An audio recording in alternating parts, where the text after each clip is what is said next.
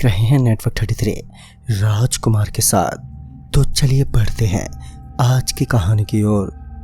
दोस्तों, अभिनव अपने सोसाइटी के बेसमेंट वाले राज से अनजान एक शाम बेसमेंट में चला जाता है।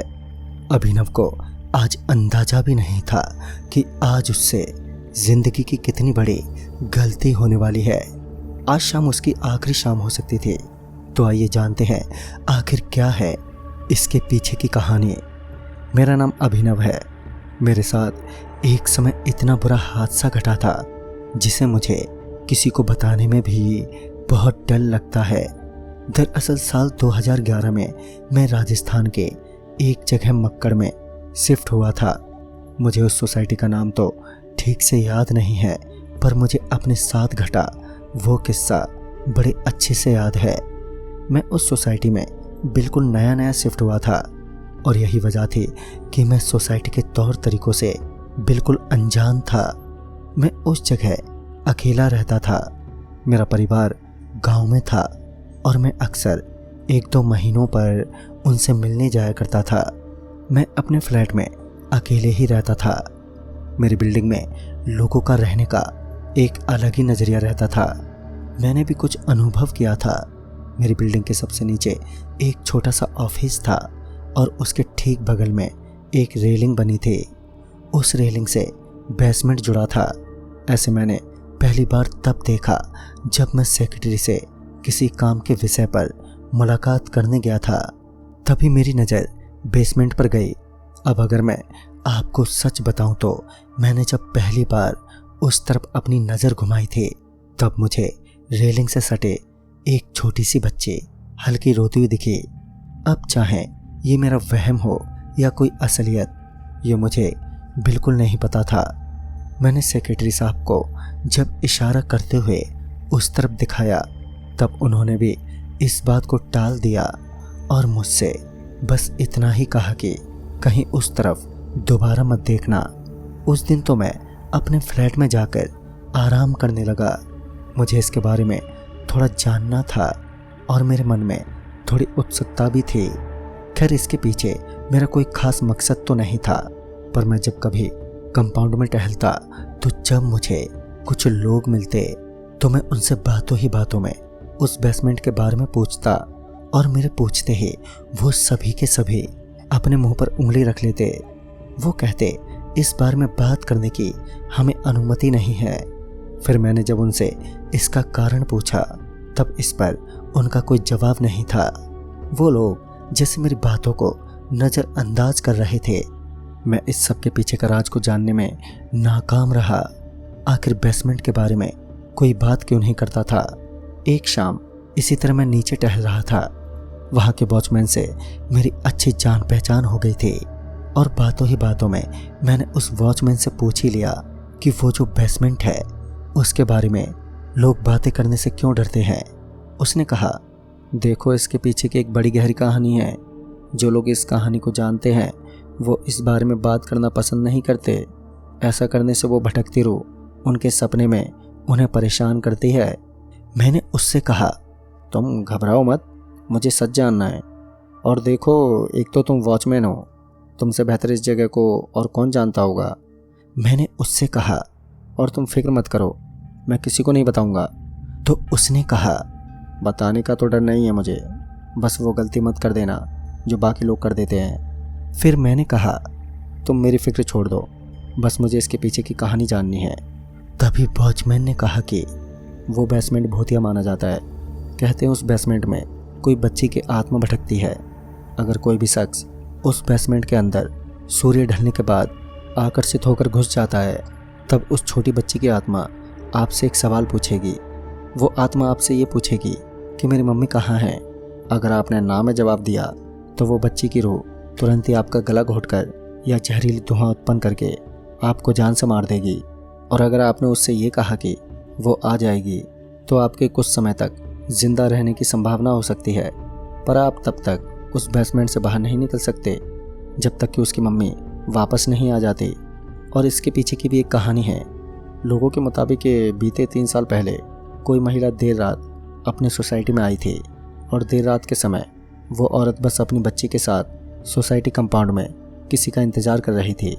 वो महिला कुछ देर के लिए कंपाउंड से ठीक सामने वाले रोड पर शायद किसी को देखने गई। इतने में जब वो लौटी तब उसने पाया कि उसकी बच्ची गायब थी और ये देखकर वो बहुत ज़्यादा परेशान हो गई। उसे कुछ समझ में नहीं आ रहा था। तभी उसने अपनी बच्ची की आवाज़ बेसमेंट से आती सुनी और ये सुनकर वो औरत दौड़ते हुए बेसमेंट तक पहुंची। फिर उसके बाद उसने बिल्डिंग के कुछ लोगों की मदद से बेसमेंट के दरवाजे को जैसे तैसे खोला, पर तब तक उस बच्ची की मौत हो गई थी। फिर कुछ दिनों के बाद उस औरत की भी लाश उसी बेसमेंट में ही मिली। कुछ लोग इसे आत्महत्या कहते हैं तो कुछ कहते हैं कि उस बच्ची ने अपनी माँ को आवाज़ दी, पर समय रहते ही उसकी माँ उसे बचा नहीं पाई। इसी कारण उस बच्ची ने ही अपनी माँ को बेसमेंट में मार डाला। जो भी शख्स गलती से उस बेसमेंट में चला जाता है फिर तो उसे भगवान ही बचाए। दोस्तों, इस पूरी कहानी को सुनने के बाद अब जाकर मुझे महसूस हुआ कि इस बिल्डिंग में सब कुछ इतना अजीब क्यों है। खैर, मेरी उत्सुकता अब ख़त्म हो चुकी थी, पर मुझे क्या पता था कि असलियत जानना मुझे इतना महंगा पड़ सकता है। इस बात को बीते 1 हफ्ते से ज़्यादा हो गया था। एक शाम मेरी किसी दोस्त का फैमिली फंक्शन था जिसमें मैं भी इनवाइटेड था। वहाँ से लौटते वक्त मुझे काफ़ी रात हो गई थी। रात के उस समय कुछ 1:30 या 2 के करीब हो रहे होंगे। जब मैं सोसाइटी पहुँचा तो सोसाइटी पहुँचकर अब मैं बिल्डिंग में घुसने ही वाला था कि मुझे किसी बच्चे की ज़ोरों से चीखने की आवाज़ सुनाई पड़ी। ये आवाज़ बड़ी ही प्यारी थी पर उतनी ही दर्दनाक भी थी। मेरे मन में उस समय दूसरे कोई ख्याल नहीं आया सिवाय इसके कि मैं जाकर देखूं कि कौन बच्ची मुसीबत में है। वो आवाज़ बेसमेंट के अंदर से आ रही थी। सबसे हैरान कर देने वाली बात तो ये थी कि जो बच्ची बेसमेंट से चिल्ला रही थी वो मेरा नाम लेकर बार बार पुकार रही थी। मेरे मन में इतना भी ख्याल नहीं आया कि आखिर उस छोटी सी बच्ची को कैसे पता लगा कि मैं कौन हूँ। और फिर मैंने जैसे तैसे दरवाजे को खोला। वो मुझे भागने का इशारा कर रही थी, पर जब मैंने इतनी ताकत लगाकर जैसे तैसे दरवाजा खोला था तो अब मेरा अंदर तो जाना बनता ही था और मैं भागता हुआ बेसमेंट में पहुंचा। मैं बेसमेंट में अभी घुसा ही था कि अब वो बच्ची की आवाज़ें आने बंद हो गईं। तभी मैंने अपने पीछे देखा तो बेसमेंट का दरवाज़ा भी अब बंद हो गया था। मैं सोचने लगा कि मैंने इतनी ताकत लगाकर जैसे तैसे दरवाज़ा खोला था, तब मुझे 15 मिनट लग गए थे, तो फिर ये दरवाज़ा अपने आप ही बंद कैसे हो गया? क्योंकि हवा में इतनी ताकत कहाँ थी कि वो दरवाजे को बंद कर सके। लेकिन तभी मुझे एक झटके में होश आ गया कि मैं इस वक्त कहाँ पर हूँ। तभी मैंने अपनी घड़ी में समय देखा तो रात के 2:15 बज रहे थे। अब तो जैसे मेरे पैरों तले ज़मीन ही खिसक गई थी। फिर मुझे उस वॉचमैन की कही गई बात अब याद आ रही थी। तभी मैंने एक दीवार पर लाल रंग से अपने आप कुछ लिखते देखा। मैंने देखा कि उस पर लिखा था कि मम्मी आप कहाँ हो। अब मुझे इस कहानी पर यकीन हो गया था। खैर, मुझे कोई खास डर नहीं लग रहा था उस वक्त। मैंने सोचा कि एक छोटी बच्ची ही तो है, इससे भला मुझे क्यों डरना।